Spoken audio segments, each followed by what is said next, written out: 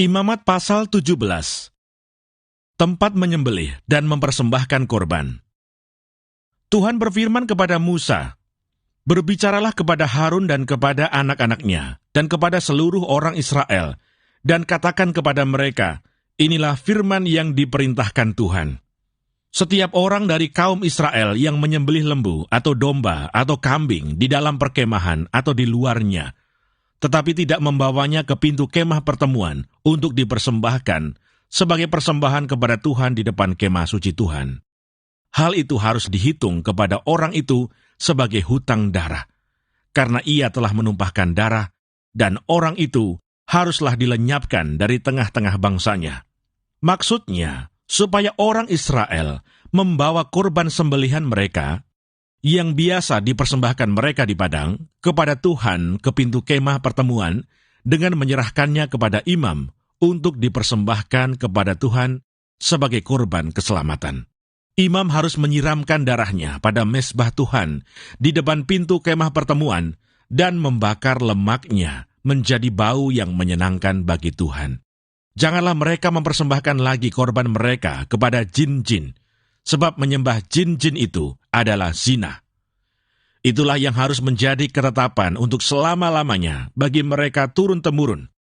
Dan haruslah kau katakan kepada mereka, setiap orang dari kaum Israel atau dari orang asing yang tinggal di tengah-tengah mereka, yang mempersembahkan korban bakaran atau korban sembelihan, tetapi tidak membawanya ke pintu kemah pertemuan supaya dipersembahkan kepada Tuhan, maka orang itu haruslah dilenyapkan dari antara orang-orang sebangsanya.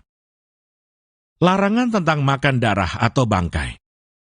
Setiap orang dari bangsa Israel dan dari orang asing yang tinggal di tengah-tengah mereka, yang makan darah apapun juga, aku sendiri akan menentang dia dan melenyapkan dia dari tengah-tengah bangsanya.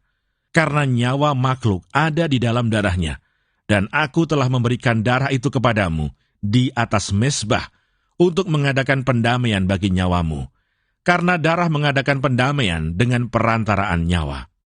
Itulah sebabnya aku berfirman kepada orang Israel, seorang pun di antaramu janganlah makan darah. Demikian juga orang asing yang tinggal di tengah-tengahmu tidak boleh makan darah. Setiap orang dari orang Israel dan dari orang asing yang tinggal di tengah-tengahmu, yang menangkap dalam perburuan seekor binatang atau burung yang boleh dimakan, haruslah mencurahkan darahnya, lalu menimbunnya dengan tanah. Karena darah itulah nyawa segala makhluk. Sebab itu aku telah berfirman kepada orang Israel, darah makhluk apapun janganlah kamu makan, karena darah itulah nyawa segala makhluk. Setiap orang yang memakannya haruslah dilenyapkan. Dan setiap orang yang makan bangkai atau sisa mangsa binatang buas, baik ia orang Israel asli maupun orang asing, haruslah mencuci pakaiannya, membasuh tubuhnya dengan air, dan ia menjadi najis sampai matahari terbenam, barulah ia menjadi tahir. Tetapi jikalau ia tidak mencuci pakaiannya dan tidak membasuh tubuhnya, ia akan menanggung kesalahannya sendiri.